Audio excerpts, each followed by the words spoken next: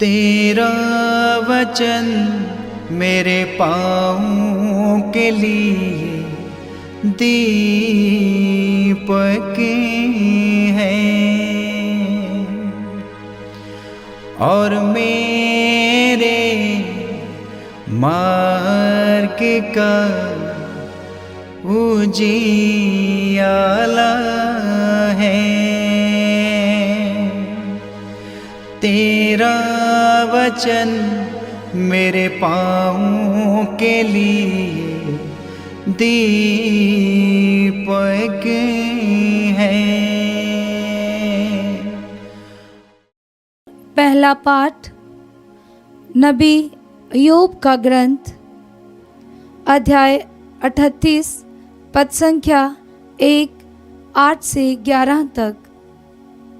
प्रभु ने आंधी में से ईयोब को इस प्रकार उत्तर दिया, जब समुद्र गर्त में से फूट निकला था तो किसने द्वार लगाकर उसे रोका था? मैंने उसे बादलों की चादर पहना दी थी और कोहरे के वस्त्रों में लपेट लिया था। मैंने उसकी सीमाओं को निश्चित किया था और द्वार तथा सिटकिनी लगाकर उससे ये कहा था, तू यहीं तक आ सकेगा, आगे नहीं। तेरी तिरंगों का घमंड यहीं चूर कर दिया जाएगा। ये प्रभु की वाणी है। ईश्वर को धन्यवाद। भजन अनुवाक्य। प्रभु की स्तुति करो, क्योंकि उसका प्रेम अनंत काल तक बना रहता है। प्रभु की स्तुति करो, क्योंकि उसका प्रेम अनंत काल तक बना रहता है। जो जहाज पर चढ़कर समुद्री यात्रा करते हुए महासागर के उस पार व्यापार करने गए, उन्होंने प्रभु के कार्य देखे हैं और सागर की गहराइयों में उसके चमत्कार। अनुवाक्य। प्रभु की स्तुति करो, क्योंकि उसका प्रेम अनंत काल तक बना रहता है। उसने आदेश दिया, आंधी आई और ऊंची ऊंची लहरें उठने लगी। वे आकाश तक चढ़कर गहरे गर्त में उतरने लगे और बहुत अधिक डर गए। अनुवाक्य। प्रभु की स्तुति करो, क्योंकि उसका प्रेम अनंत काल तक बना रहता है। अपने संकट में उन्होंने प्रभु की दुहाई दी और उसने उन्हें विपत्ति से बचा लिया। उसने आंधी को शांत कर दिया और लहरें थम गईं। अनुवाक्य। प्रभु की स्तुति करो, क्योंकि उसका प्रेम अनंत काल तक बना रहता है।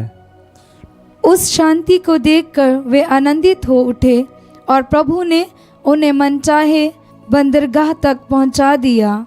उसके प्रेम के लिए और मनुष्य के हित किए हुए उसके अद्भुत कार्यों के लिए वे प्रभु का धन्यवाद करें। अनुवाक्य। प्रभु की स्तुति करो, क्योंकि उसका प्रेम अनंत काल तक बना रहता है।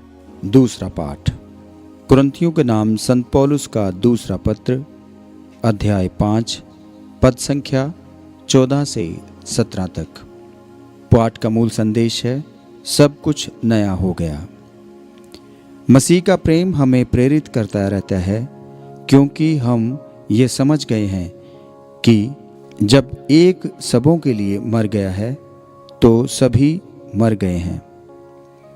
मसीह सबों के लिए मर गए हैं, जिससे जो जीवित हैं वे अब से अपने लिए नहीं बल्कि उनके लिए जीवन बिताएं, जो उनके लिए मर गए और जी उठे हैं। इसलिए हम अब से किसी को भी दुनिया की दृष्टि से नहीं देखते। हमने मसीह को पहले दुनिया की दृष्टि से देखा है, किंतु अब हम ऐसा नहीं करते। इसका अर्थ यह है कि यदि कोई मसीह के साथ एक हो गया है तो वो नया मनुष्य बन गया है।